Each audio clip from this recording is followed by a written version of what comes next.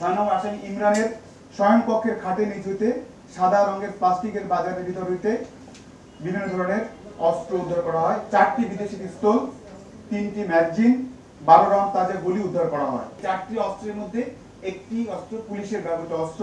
গতকাল রাত 9:30 দিকে যাত্রাবাড়ী থানা পুলিশের একটি বিশেষ আভিযানিক টিম গোপন সংবাদের ভিত্তিতে জানতে পারেন যে চট্টগ্রাম হইতে ঢাকা গ 31-36-46 প্রাইভেট কারে করিয়া অবৈধ মাদকদ্রব্য ঢাকায় প্রবেশ করতেছে। আইনগত ব্যবস্থা গ্রহণের জন্য যাত্রাবাড়ী থানাধীন মাতোয়াল ইউটার্ন সংলগ্ন মুক্তি পেট্রোল পাম্পের সামনে পাকা রাস্তার উপর চেকপোস্ট স্থাপন করা হয়, যাতে করে আমরা ওই গাড়ি চেক করতে পারি। চেকপোস্টে বর্ধিত প্রাইভেট কারটি পাইয়া প্রাইভেট কারের ভিতরে থাকা 5 জন ব্যক্তিকে আটক করা হয়। অতঃপর বিধি মোতাবেক আসামিদের দেহ তল্লাশি করে তাদের ব্যবহৃত প্রাইভেট কারটি তল্লাশি করা হয়।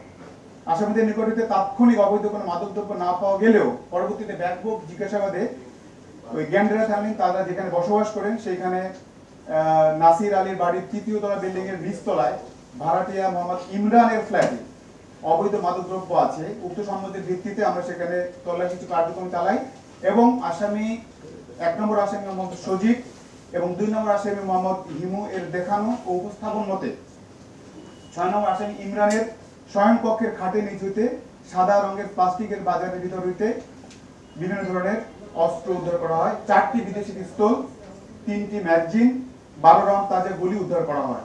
এছাড়াও আসামিদের অপরাধমূলক কাজে ব্যবহৃত একটি সাদা রঙের প্রাইভেট কার জব্দ করা হয় এবং আসামিদের ব্যবহৃত 6টি স্মার্টফোন জব্দ করা হয়। গ্রেফতারকৃত 2 নম্বর আসামি মোহাম্মদ সজীব শীর্ষ সন্ত্রাসী ও অস্ত্র ও গডফাদারের সজল অটো মেট্রোর ছোট ভাই, যেটা আমরা অটো সজল নামে পরিচিত, তার ছোট ভাই। এবং অটো সজল বর্তমানে জেলখানায় রয়েছে। অটো সজল জেলখানায় যাওয়ার পরে এই মাদক এবং অস্ত্রের এই ধরনের কার্যক্রমের সঙ্গে এই সজীব জড়িত হয়ে পড়ে এবং সজীবকে আমরা গতকালকে আমরা এই 4টি অস্ত্র সহ গ্রেফতার করতে পারি। এই 4টি অস্ত্রের মধ্যে একটি অস্ত্র পুলিশের ব্যবহৃত অস্ত্র, এটা যাত্রাবাড়ী থানার অস্ত্র, ওয়ারি থানার অস্ত্র। তো এই ছিল আমাদের সব মিলে একই ঘটনায় আমরা এখন পর্যন্ত 9টি অস্ত্র উদ্ধার করলাম একই গ্রুপের কাছ থেকে। প্রথমে 4টি, প্রথমে 3টি, মার্চ মাসে, জুন মাসে 2টি এবং আজকে 4টি। এই একই গ্রুপের কাছ থেকে 9টি অস্ত্র আমরা উদ্ধার করতে সক্ষম হয়েছি। পাশাপাশি উল্লেখযোগ্য সংখ্যক গুলি এবং ম্যাগাজিন এবং কিছু কিছু ক্ষেত্রে উল্লেখযোগ্য সংখ্যক মাদক উদ্ধার করতে সক্ষম হয়েছে।